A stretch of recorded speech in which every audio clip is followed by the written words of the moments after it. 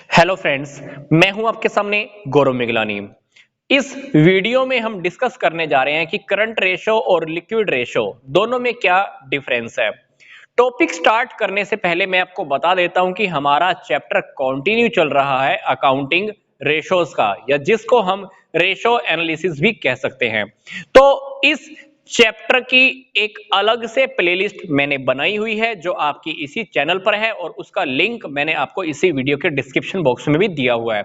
मतलब आप इस टॉपिक से हटकर कुछ और टॉपिक्स भी देखना चाहते हैं तो वो सब आपको इसी वीडियो के डिस्क्रिप्शन बॉक्स में दिए हुए हैं।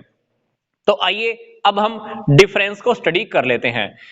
करंट रेशो रिलेशनशिप बताता है करंट एसेट्स और करंट लायबिलिटीज के बीच का।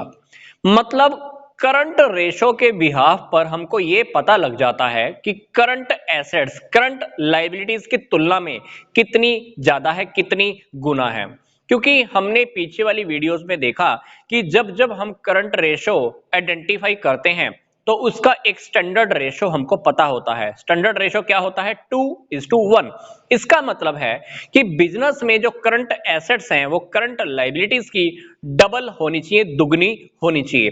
तो करंट रेशो निकालने का क्या फंडा है? ये एक रिलेशनशिप बना देता है करंट एसेट्स और करंट लायबिलिटीज के बीच में, जो हमको ये बताएगा कि करंट एसेट्स करंट लायबिलिटीज की कितनी गुना होनी चाहिए और उन दोनों का आपस में रिलेशन क्या है। इसी तरह से जो लिक्विड रेशो है, क्विक रेशो है, ये रिलेशनशिप बताता है लिक्विड एसेट्स और करंट लायबिलिटीज के बीच का। मतलब हमको ये पता लग जाता है हर 1 रुपए की करंट लायबिलिटी को पे करने के लिए हमारे पास कितनी लिक्विड एसेट रखी हुई है। तो अगर मैं दोनों रेशोज के बीच में डिफरेंस की बात करूं, एक सिंपल सा डिफरेंस, और तो मैं कह सकता हूं कि करंट एसेट्स में से अगर हम इन्वेंट्रीज और प्रीपेड एक्सपेंसेस को घटा दें तो हमारे पास बाकी की क्या बच जाती हैं? Liquid assets. ये बात मैंने आपको पीछे वाली वीडियो में भी बताई थी, जहां हम क्विक रेशो का लिक्विड रेशो का कंप्लीट टॉपिक स्टडी कर रहे थे और हमने प्रैक्टिकल क्वेश्चन भी देखा था। मतलब करंट एसेट और लिक्विड एसेट्स में एक छोटा सा डिफरेंस है। क्या डिफरेंस है? कि करंट एसेट्स में से अगर हम इन्वेंट्रीज और प्रीपेड एक्सपेंसेस को रिमूव कर दें तो बाकी क्या बच जाएगा? लिक्विड एसेट्स बच जाएगा। डिफरेंस नंबर 2 देखिए। करंट रेशो का जो फॉर्मूला होता है, करंट एसेट्स को हमें करंट लायबिलिटी से डिवाइड करना होता है। करंट एसेट्स और नीचे क्या लिखना होता है? Current liabilities. जबकि इसमें हमारा फॉर्मूला है लिक्विड एसेट्स को हमें करंट लायबिलिटी से ही डिवाइड करना होता है। यहां पे जो करंट लायबिलिटी लिखी है और यहां पे जो करंट लायबिलिटी लिखी हुई है, दोनों सेम है। डिफरेंस किसमें है? करंट एसेट्स और लिक्विड एसेट्स के बीच में। ये डिफरेंस मैंने आपको पहले अभी भी बताया है। तो अब हमारा डिफरेंस नंबर 3, करंट रेशो का जो स्टैंडर्ड रेशो है, आइडियल रेशो है, वो है 2:1। मतलब करंट एसेट्स करंट लायबिलिटी की तुलना में डबल होनी चाहिए। जबकि क्विक रेशो का जो स्टैंडर्ड रेशो है वो है 1:1। मतलब हमारे पास जो लिक्विड एसेट्स है वो करंट लायबिलिटी की तुलना में बराबर ही होनी चाहिए। मतलब जितनी करंट लायबिलिटी उतनी ही लिक्विड एसेट्स होनी चाहिए।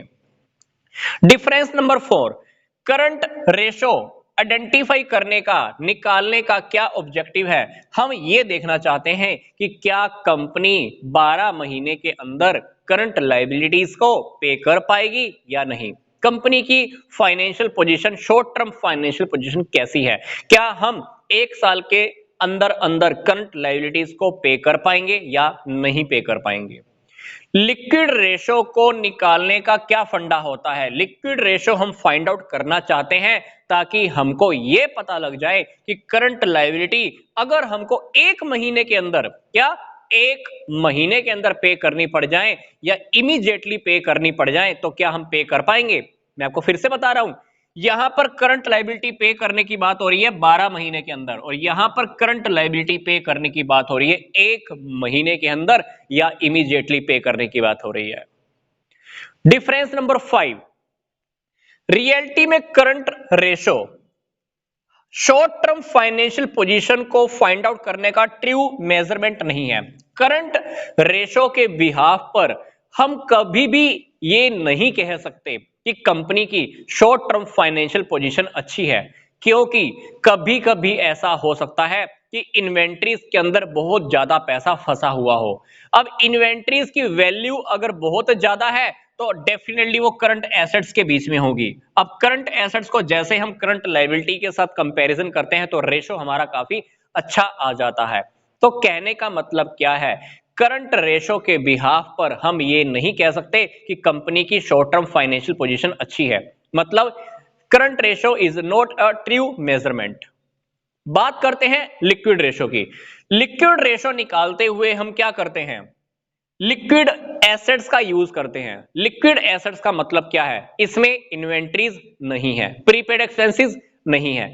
तो मतलब लिक्विड रेशो रियलिटी में कंपनी की शॉर्ट टर्म फाइनेंशियल पोजीशन को बहुत अच्छे से बताता है, क्योंकि मैं आपको फिर से बता रहा हूं, हम इस रेशो को निकालते हुए इन्वेंट्रीज को हटा देते हैं, तो बाकी क्या रह गया, कैश या कैश के इक्विवेलेंट या शॉर्ट टर्म इन्वेस्टमेंट, या हम उसको कह सकते हैं मार्केटेबल सिक्योरिटीज या करंट इन्वेस्टमेंट्स कह सकते हैं।